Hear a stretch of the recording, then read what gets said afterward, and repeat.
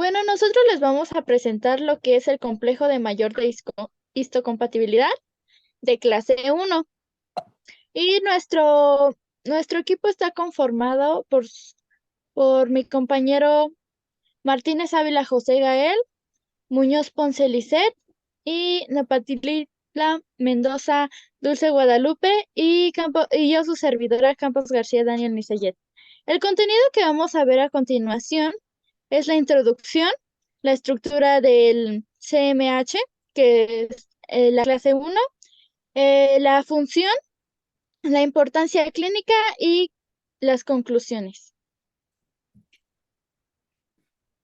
Como primero tenemos la introducción, la cual dice que es un complejo mayor de histocompatibilidad, que es un conjunto de genes que codifican proteínas y gracias a esto se expresa en la superficie de las células. Esto ayuda a que las proteínas conocidas como antígenos, leucocitorios en los humanos, desempeñan un papel importante, ya sea en nuestro sistema inmunológico, ya que permite a los linfocitos T reconocer y atacar las células infectadas para que a su vez, las que, bueno, tengan interacciones alteradas. También se divide en dos clases principales, que como mencionaba, nosotros vamos a mencionar la clase 1, pero hay otro que también es la clase 2.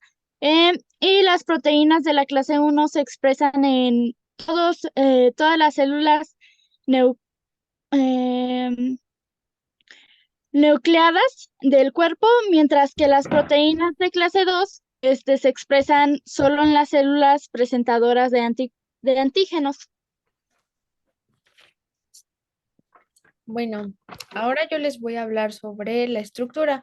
Bueno, nos dice que estas se expresan en la superficie de todas las células nucleadas del cuerpo. Los linfocitos T reconocen los complejos antígeno principal de histocompatibilidad que presentan repetidos en los antígenos. Y bueno, nos dice que la clase 1 del complejo mayor de histocompatibilidad presentan antígenos citoplasmáticos o endógenos. Estos están sintetizados intracelularmente. Nos dice que un ejemplo claro son los orígenes virales o tumorales y procedentes del proteasoma de las células T. Bueno, nos dice que como estructura tenemos que la molécula está constituida por una cadena polipeptídica A con tres plegamientos o dominios que serían el 1, el 2 y el 3 y la subunidad que sería B2 microglobulina. En la hendidura que se forma entre el A1 y A2 se aloja el péptido antígeno que se va a presentar. Y bueno, nos dice que la cadena A es la principal de la proteína, ya que está codificada por un solo gen.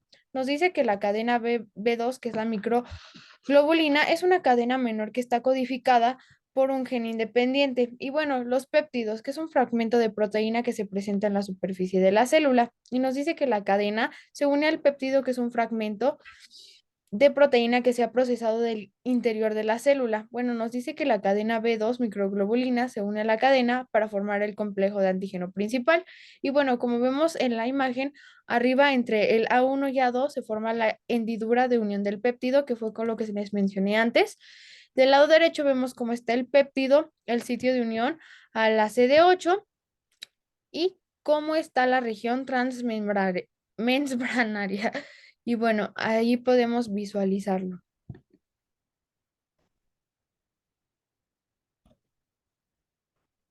Y bueno, ¿qué células tienen el complejo de mayor histocompatibilidad? Primero que nada, pues las moléculas de HM, CMH1 son una de las dos clases primarias de complejos mayores de histocompatibilidad que se encuentran prácticamente en todas las células nucleadas del organismo. Y bueno, las células nucleadas son células eucariotas que tienen un núcleo muy bien definido y que está cubierto por un citoplasma. Y entonces, las moléculas de CMH de clase 1 son una de las dos clases primarias de complejos mayores de histocompatibilidad. Las otras son las de CMH de clase 2 y estas determinan glucoproteínas de membrana de células presentadoras de antígenos, macrófagos, células dendríticas, linfocitos B, y que estas sirven para presentar antígenos peptídicos a linfocitos T. Y entonces estas se encuentran prácticamente en todas las células nucleadas del organismo. Su función es la de presentar fragmentos de proteínas producidas en el interior de las células a los linfocitos T. Las células sanas son toleradas, pero las células que presentan fragmentos de proteínas que resulten extrañas para el organismo son atacadas por el sistema inmune.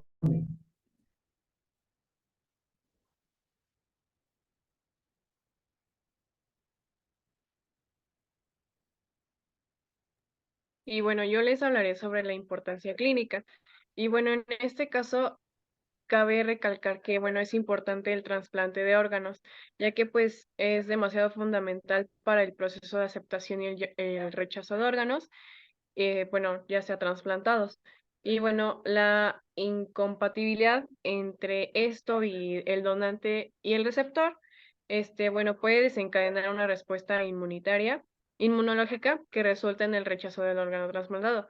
Y bueno, ¿a quién le gustaría, bueno, a quién no le gustaría tener un órgano, ¿no? Y más, estaría muy feo no tener, pues sí, digamos que esta compatibilidad con el receptor de, pues sí, tener el órgano, ¿no? Y pues al final no, pues que no resulte como uno quiere. Y bueno, los donantes, en trasplantes de órganos serían el corazón, el riñón y el hígado y bueno, entre otros. Bueno, otras serían las enfermedades autoinmunitarias. Y bueno, en este caso, pueden estar relacionadas con enfermedades autoinmunitarias, como es la artritis reumatoide, la esclerosis múltiple y bueno, las enfermedades de Crohn. Y bueno, los problemas en la presentación de antígenos por parte de esto pueden llevar al sistema inmunológico y atacar a las células y a los tejidos propios, lo que resulta en enfermedades autoinmunitarias. Y bueno, igual en este caso no creo que sea muy factible que tengamos como que los dedos todos torcidos y bueno, eso sería la artritis, ¿no? Y bueno, más que nada eso. Igual sería au- la inmunoterapia del cáncer. Y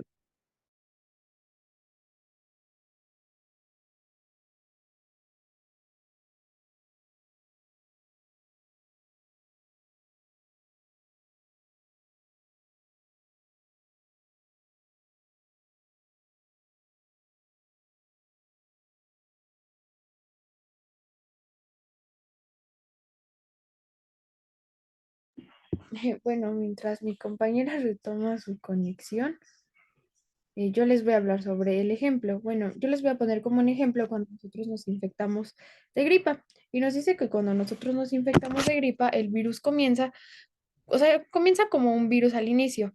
El virus de la gripa se penetra en la célula huésped. Esto va a ocurrir cuando una persona inhala partículas virales o entra en contacto con una superficie contaminada. Un ejemplo es, por ejemplo, cuando besamos a alguien o tenemos contacto oral con una persona que está contagiada de gripa, pues es lógico que el virus va a entrar en nuestra célula y va a ser huésped. Entonces dice que se inhala por partículas orales y bueno, va a entrar en contacto con una superficie contaminada. Y después de esto dice que una vez dentro de la célula, el virus se libera material genético que puede ser ADN o ARN y toma el control de la maquinaria celular para replicarse. Y bueno, la célula infectada comienza a sintetizar proteínas virales utilizando su propio equipo de ribosomas y otros componentes celulares, mientras se producen proteínas dentro de estas que van a ser virales y algunas de ellas pueden ser defectuosas o dañinas para la célula. Sin embargo, la célula tiene un sistema de degradación que descompone proteínas que a veces no las deseamos. Estos péptidos virales se traspasan al retículo endoplástico, que se asocian con las moléculas de componente regular de histocompatibilidad 1, que es una proteína que se encuentra en la superficie de todas las células nucleadas dentro de nuestro cuerpo. Después del complejo 1, el péptido se transporta desde la al retículo endoplástico de la superficie celular y esta se va a presentar a la membrana celular. Y bueno, cuando la célula TSD8 es una célula citrotóxica, patrulla el cuerpo y se encuentra con una célula que presenta el complejo 1 con un péptido viral, nos dice que después la célula va a reconocer el complejo. Este péptido pues va a ser como anormal para esta y esto se debe a que las células tienen receptores de la superficie que pueden reconocer específicamente pues de qué se trata y qué son los péptidos virales. Y bueno, cuando la célula TSD8 la reconoce, el complejo de mayor histocompatibilidad, que es el 1, el péptido viral se activa y se va a multiplicar. Nos dice que estas células TSD8 activadas pueden entonces destruir la célula infectada, liberando al organismo la infección viral. Y bueno, creo que mi compañera Dulce ya regresó para retomar el tema.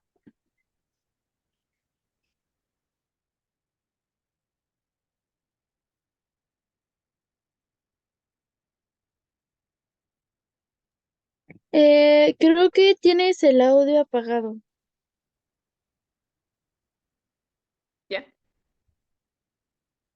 Ok. Ah, ya. Este, me quedé en la inmunoterapia del cáncer, que como les decía, que se ha convertido en una estrategia muy prometedora, ya que, bueno, es el tratamiento del cáncer, ¿no? Pues no estamos hablando de cualquier cosa. Y bueno, a menudo se involucra la modulación de la respuesta del sistema inmunológico.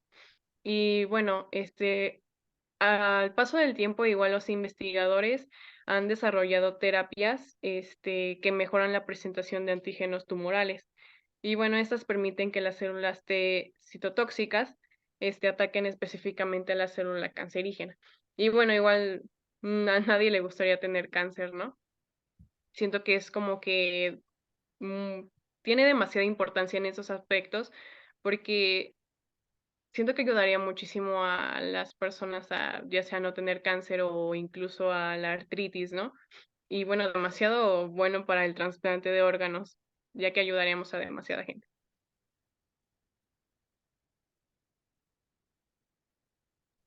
Y bueno, yo aquí les puse un GIF animado donde pues dice que flu el virus de la gripa y cómo una señora inicia a presentar los síntomas de la gripa. Y bueno, aquí les voy a presentar pues los virus de la gripa, cómo están actuando animadamente para entrar al organismo. Y bueno, como en conclusiones, el complejo de mayor de histocompatibilidad es codificado por un grupo de genes cuyos productos participan activamente en los fenómenos de reconocimiento celular. Diferencias entre lo propio y no propio, constituido por moléculas que tienen función especial, la de presentar AGS a los linfocitos T, y otras que participan en la respuesta inmune normal y anormal, como la que ocurre en enfermedades autoinmunes, y constituye la principal puente entre las respuestas inmunes innatas o natural y a la específica al capturar las moléculas procesadas por los fagocitos y presentan a los linfocitos T, debido a que los CMH de clase 1 presentan péptidos derivados de proteínas citosólicas.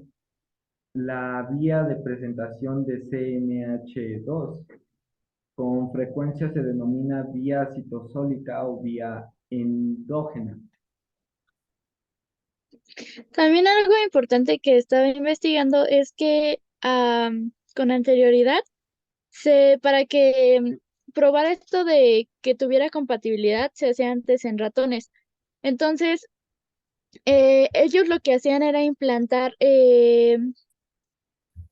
cachos de piel a otros ratones, los cuales unos sobrevivían y otros no sobrevivían, ya que no eran compatibles al tipo de, pues sí, de, ¿cómo podría decirlo?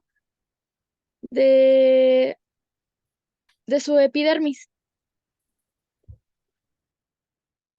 Y bueno, eh, los AGS presentan que es una molécula de procedencia exógena o endógena que resulta extraña al organismo. Puede ser específicamente unida por un anticuerpo o por un receptor de células T, pero no necesariamente genera una respuesta inmune.